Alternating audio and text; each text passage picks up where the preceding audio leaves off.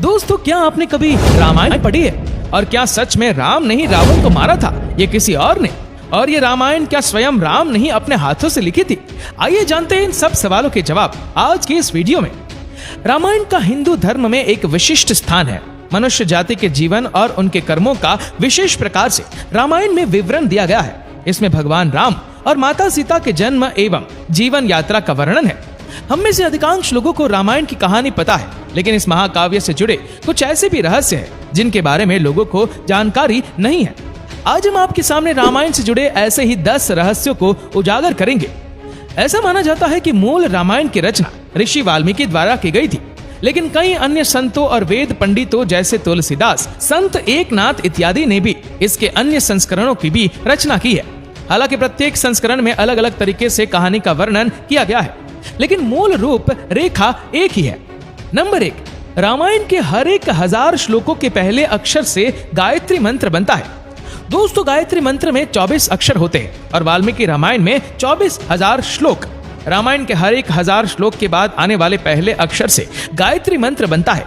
ये मंत्र इस पवित्र महाकाव्य का सार है। गायत्री मंत्र को सर्वप्रथम ऋग्वेद में उल्लेखित किया गया था। नंबर 2, क्या राम और उनके भाइयों की एक बहन भी थी? श्री राम के माता पिता एवं भाइयों के बारे में तो हम सभी जानते हैं, लेकिन बहुत कम लोगों को ये मालूम है कि राम की एक बहन भी थी जिनका नाम शांता था। वो आयु में चारों भाइयों से काफी बड़ी थी। उनकी माता कौशल्या थी। ऐसी मान्यता है कि एक बार अंग देश के राजा रोमपद और उनकी रानी वर्षिणी अयोध्या आए हुए थे। उनको कोई संतान नहीं थी। बातचीत के दौरान राजा दशरथ को जब ये बात मालूम हुई तो उन्होंने कहा कि मैं अपनी बेटी शांता आपको संतान के रूप में दूंगा। ये सुनकर रोमपद और वर्षिणी बहुत खुश हुए। उन्होंने बहुत ही लाड प्यार से शांता का पालन पोषण किया और माता पिता के सभी कर्तव्य निभाए। नंबर 3, श्री राम विष्णु के अवतार है, लेकिन उनके अन्य भाई किसके अवतार थे?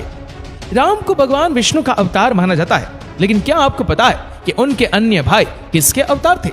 लक्ष्मण को शेषनाग का अवतार माना जाता है, जो क्षीर सागर में भगवान विष्णु का आसन है, जबकि भरत और शत्रुघ्न को क्रमशः भगवान विष्णु द्वारा हाथों में धारण किए गए सुदर्शन चक्र और शंख शैल का अवतार माना जाता है। नंबर 4, सीता के स्वयंवर में प्रयोग हुए भगवान शिव के धनुष का नाम क्या था? हम में से बहुत से लोगों को पता है कि राम का सीता से विवाह एक स्वयंवर के माध्यम से हुआ था। उस स्वयंवर के लिए भगवान शिव के धनुष का इस्तेमाल किया गया था, जिस पर सभी राजकुमारों को प्रशंसा चढ़ानी थी। लेकिन बहुत कम लोगों को पता होगा कि भगवान शिव के उस धनुष का नाम पिनाक था।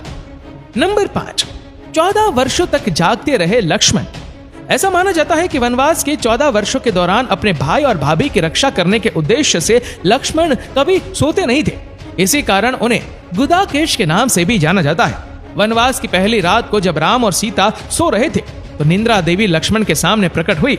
उस समय लक्ष्मण ने निंद्रा देवी से अनुरोध किया कि उन्हें ऐसा वरदान दे कि वनवास के 14 वर्ष के दौरान उन्हें नींद ना आए और वो अपने प्रिय भाई और भाभी की रक्षा कर सके। तो निंद्रा देवी इस बात पर प्रसन्न होकर बोली कि अगर तुम्हारे बदले अगर कोई 14 वर्षों तक सोए तो तुम्हें यह वरदान प्राप्त हो सकता है। इसके बाद लक्ष्मण की प्रार्थना पर निंद्रा देवी लक्ष्मण की पत्नी और सीता की बहन उर्मिला के पास पहुंची और उर्मिला ने लक्ष्मण के बदले सोना स्वीकार कर लिया और वो पूरे 14 वर्षों तक सोती रही। नंबर 6, राम, सीता और लक्ष्मण वनवास के समय किस जंगल में रुके थे?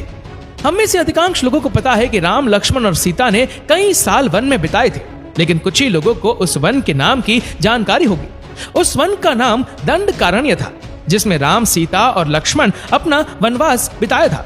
यह वन लगभग 35,600 वर्ग मील में फैला हुआ था, जिसमें वर्तमान छत्तीसगढ़, ओडिशा, महाराष्ट्र और आंध्र प्रदेश के कुछ हिस्से शामिल थे।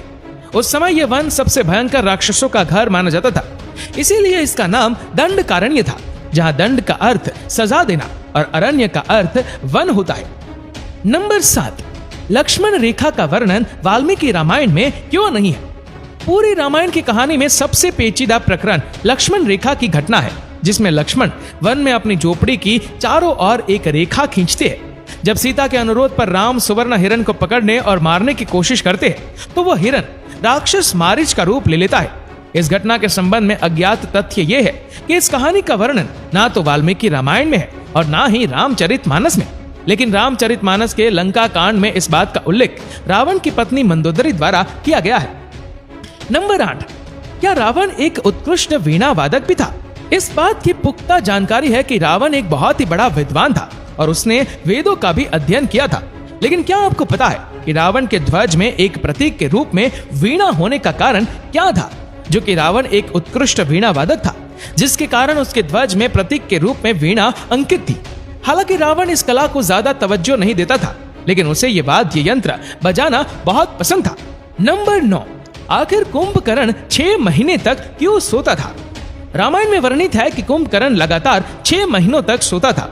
वो सिर्फ एक दिन खाने के लिए उठता और पुनः 6 महीनों के लिए सो जाता था। लेकिन क्या आपको पता है कि कुंभकर्ण को सोने की आदत कैसे लगी?